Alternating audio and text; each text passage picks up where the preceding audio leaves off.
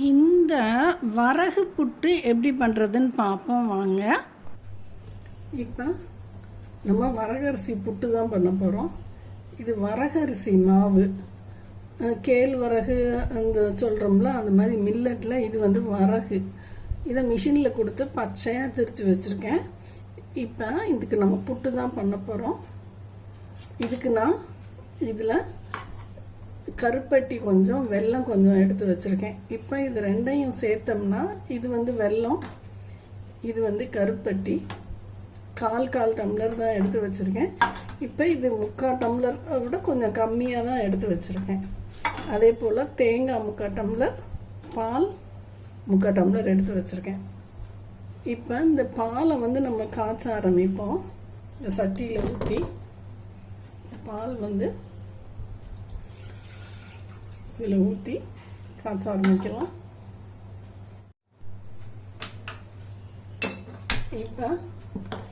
இப்போ பால் வந்து இது பாட்டுக்கு கொதிச்சுக்கிட்டு இருக்கட்டும். இது வந்து நல்லா வற்றி நல்லா வரட்டும். இது பாட்டுக்கு வெந்துட்டுருக்கோம். இப்போ இந்த மாவை நம்ம ரெடி பண்ணிக்கிடுவோம். இதை வந்து ரெடி பண்ணிக்கிடலாம். இப்போ இதை நான் சலிச்சுக்கிறேன். இப்போ இது பாருங்கள், இது மிஷினில் திரிச்ச வரகரிசி மாவு. இதை நான் இந்த சல்லடையில் போட்டு நான் சலிச்சுக்கிறேன்.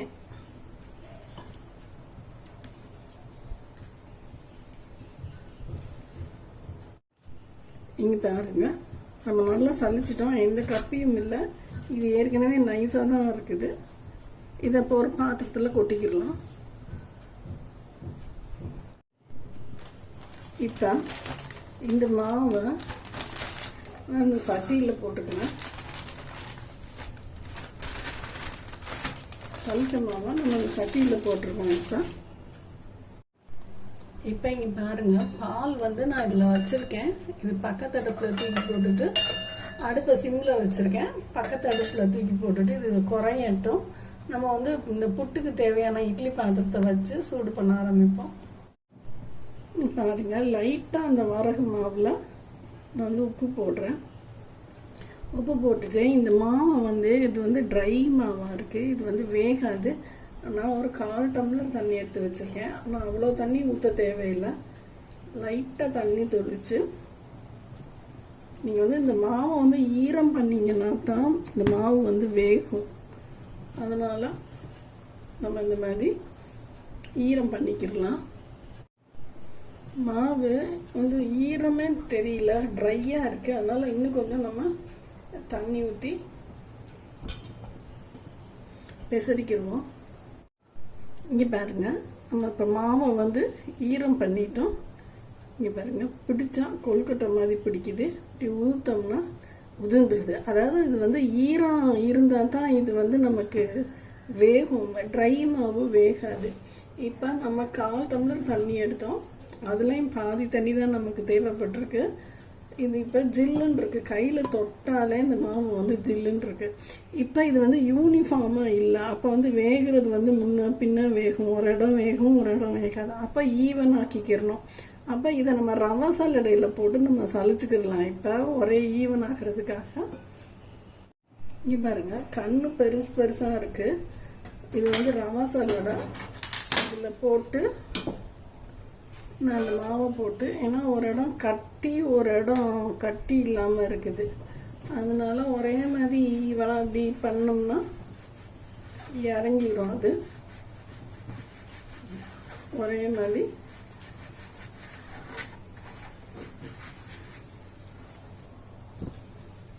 எல்லாமே இறங்கிடும். எதுவுமே வேஸ்ட்டு கிடையாது. ஏன்னா நம்ம வந்து நைஸ் சல்லடையில் சலிச்சாச்சு. பாருங்கள், இந்த மாதிரி சலிச்சு வச்சுருக்கோம். இந்த மாவு பாருங்கள், ஒரே மாதிரி ஈவனாக இருக்குது. எங்கேயுமே கட்டி இல்லை. இப்போ இதை நம்ம வேக வச்சுக்கிடலாம். நம்ம இட்லி சட்டி வச்சுருக்கோம். ஆவி வந்தவொன்னே போட்டுக்கிடலாம். இப்போ அதுக்கு இடையில் நம்ம இந்த இதில் இந்த கருப்பட்டியும் இந்த வெல்லமும் 3/4 டம்ளர் எடுத்து வச்சுருந்தோம். 3/4 விட கொஞ்சம் கம்மி போட்டுக்கிடுவோம். இது வந்து வடிகட்டணும். எப்படின்னாலும் இந்த கொஞ்சோண்டு தண்ணி இருந்துச்சு, அதை மட்டும் லைட்டாக ஊற்றி இதை வந்து கொதிக்க வச்சுக்கிடலாம்.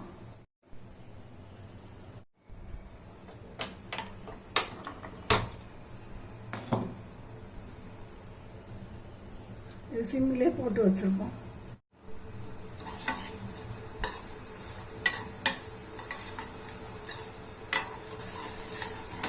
இது கரையட்டும். இது வந்து வடிகட்டிட்டு நம்ம திருப்பி ஒருக்கா காய்ச்சிக்கிறோம்.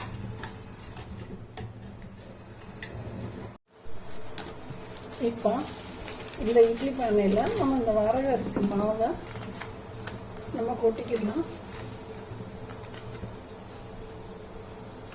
ஈரமான அந்த மாவை கொட்டிக்கலாம். அது வந்து வேகட்டும். ஒரு 1/4 மணி நேரமாச்சும் மினிமம் வேகணும். வேகட்டும், மூடி வச்சிடலாம். இப்போ நமக்கு இது கொஞ்சம் கரைஞ்சிருக்கு. இந்த இதை நம்ம இப்போ வடிச்சிட்டு திருப்பி நம்ம காய்ச்சிக்கிடலாம். இப்போ இதில் ஊற்றி நம்ம இதை மண் போக வடிச்சுக்கிடலாம். வடிச்சிட்டு இந்த சட்டியை கழுவிட்டு வந்துடலாம். இப்போ இதை திருப்பி நம்ம பாகு பதத்துக்கு காய்ச்சிக்கிடுவோம்.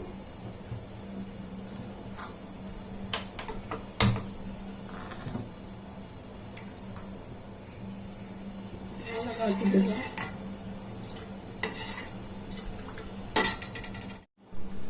இப்போ பாருங்க, நம்ம 1 டம்ளர் பால் வந்து காய்ச்சி இருந்தோம்ல, அது வந்து இந்த மாதிரி 1 ஸ்பூன் அளவு குறைஞ்சிருச்சு. நம்ம இதை அப்படி வச்சுருக்கோம். இது அவ்வளோதான் இறக்கி வச்சுருக்கோம். இந்த பால் சட்டியிலே இப்போ நம்ம இந்த தேங்காயை போட்டுக்கிடலாம்.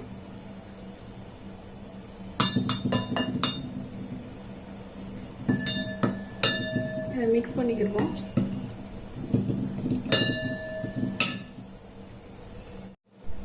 இதிலே இது வந்து ஏலக்காய், கொஞ்சோண்டு இந்த ஏலக்காய் போட்டுக்கிறேன்.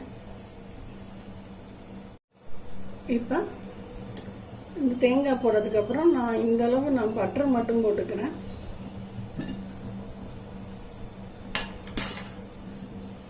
இருக்கட்டும் இந்த சட்டியில்.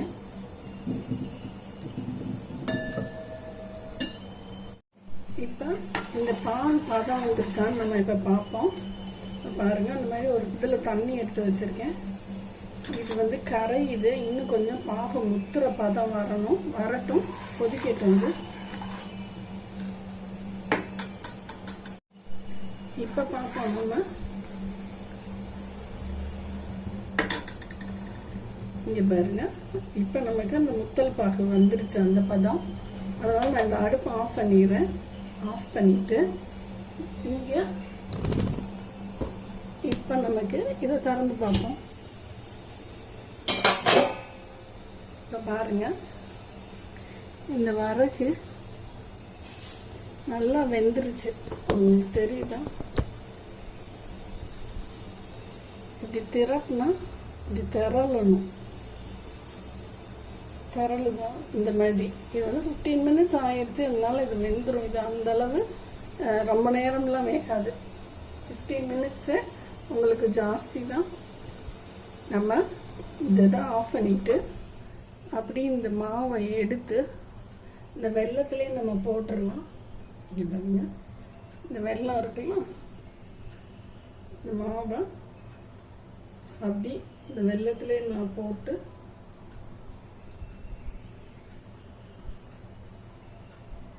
இதை மிக்ஸ் பண்ணிடுறேன்.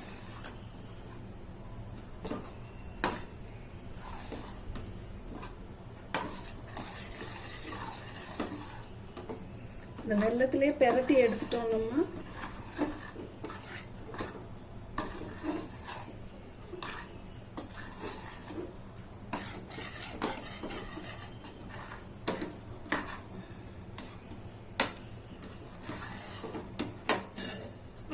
இப்போ இந்த சட்டி வச்சுருக்கோம்ல, தேங்காய் பால் இதெல்லாம் போட்ட அந்த இது அதில் அப்படி போட்டுடலாம். அடுப்புலாம் சூடாக இல்லை, ஆஃப் ஆகி தான் இருக்குது. அப்படி போட்டுடலாம்.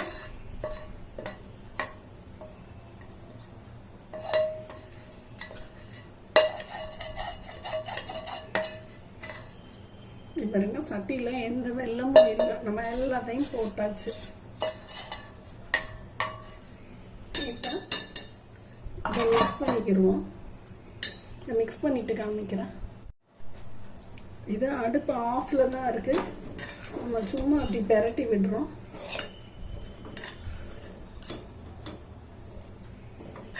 இந்த பால், அந்த தேங்காய், அந்த பட்டரு எல்லாமே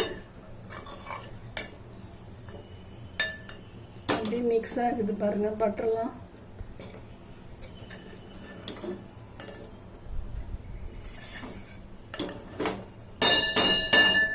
இன்னும் கொஞ்சம் ஒரு நிமிஷம் கழிச்சு கூட நம்ம பெரட்டிக்குவோம்.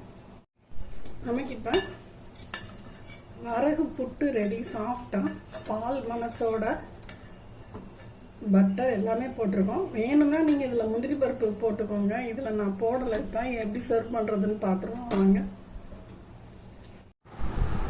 இப்போ பாருங்க, நம்ம இந்த புட்டை அப்படியே எடுத்து வைக்கலாம். எப்படி உதிருதுன்னு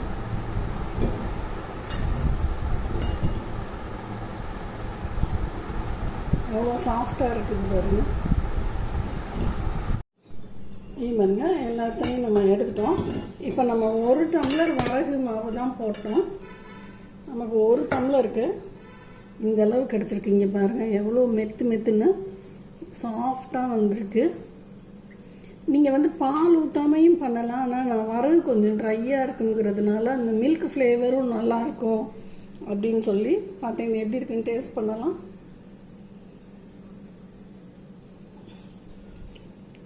செம்ம சாஃப்டாக பஞ்சு போல் இருக்குங்க பாருங்க. அப்படி தொட்டாலே அப்படி பஞ்சு மாதிரி இருக்குது. செம்ம சாஃப்டாக. நீங்களும் ட்ரை பண்ணி பார்த்துட்டு சொல்லுங்கள் ஃப்ரெண்ட்ஸ்.